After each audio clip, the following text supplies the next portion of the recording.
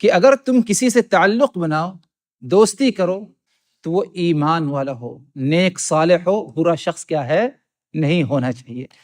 فرماتے ہیں کہ رسول اللہ صلی اللہ علیہ وسلم نے فرمایا اچھے دوست کی جو مثال ہے وہ حامل المسک کی ہے، حامل المسک عطر فروش۔ آگے فرمایا آپ صلی اللہ علیہ وسلم نے کہ برے دوست کی مثال نافخ الکیر، بھٹی جو پھونک مارتا ہے۔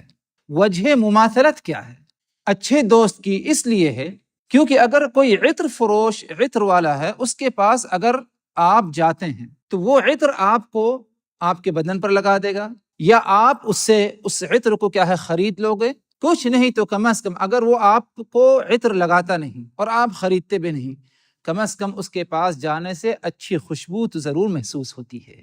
جو بھٹی ہے اس کے پاس اگر کوئی جا کر کے کھڑا ہو جائے تو چنگاریاں جو نکلتی ہیں اس سے انسان کا کپڑا کیا ہے متاثر ہوگا، کپڑا جلتا ہے، کپڑا خراب ہوتا ہے۔